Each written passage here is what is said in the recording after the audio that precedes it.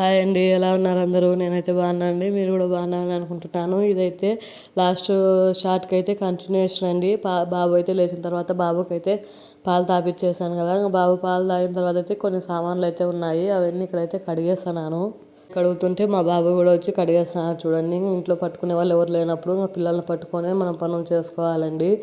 అందుకనేసి ఇంకా బాబుని కూడా అక్కడే కూర్చోబెట్టుకునేసి ఇంకా సామాన్లు అయితే కడిగేస్తాను. మా బాబుకు నీళ్ళు అంటే చాలా ఇష్టం అండి. చూడండి, పిలుస్తానే కూడా రావడం లేదు, ఇంకా అట్లే ఉన్నాడు. ఆడే నాకు కావాలని చూడు ఏడుస్తున్నాడు, ఇంకా పిలుచుకొని వచ్చినానని.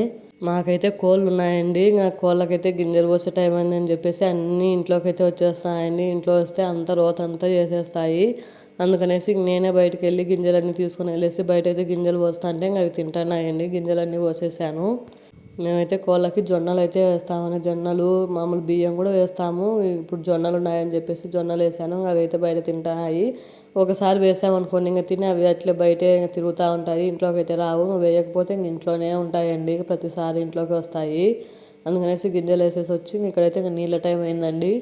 అందుకనేసి ఇంకా నీళ్ళు అయితే కాస్తున్నాను. బాబుకి అయితే కట్టెల పొయ్యి మీద అయితే కాస్తాము.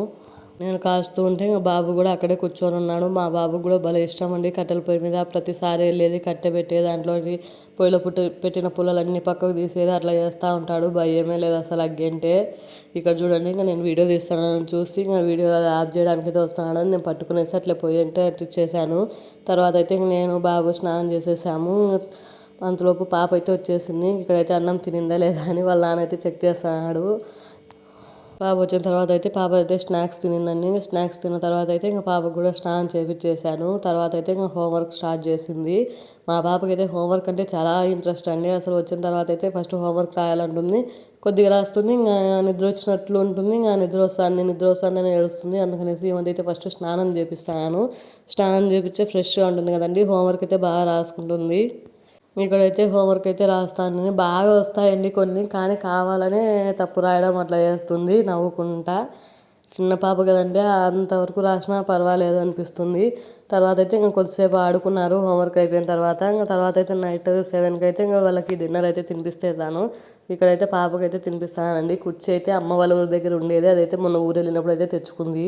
ఫస్ట్ అయితే పాపకు తినిపించేసాను కూరతో. తర్వాత అయితే ఇంకా పెరుగన్నం కలుపుకొని వచ్చేసి పాపకు బాబుకు ఇద్దరు కూడా తినిపించేసాను. వాళ్ళిద్దరికి తినిపించిన తర్వాత అయితే నేను తింటున్నానండి. ఇక్కడ నేను తింటుంటే బాగా తినేలాగా వచ్చినాడు బాబు, కానీ ఒక్క ముద్ద పెట్టినా కూడా తినడండి, పక్కకు దొబ్బేస్తాడు. నేను కూడా తినేసి సామాన్లన్నీ కడిగేసి అయితే ఇంకా పడుకున్నామండి. తొందరగానే పడుకుంటాము మేము 8 కల్లా. పిల్లలు అయితే పడుకుంటారు కదా అని చెప్పేసి. ఈ వీడియో నచ్చితే లైక్ చేసి సబ్స్క్రైబ్ చేసుకోండి.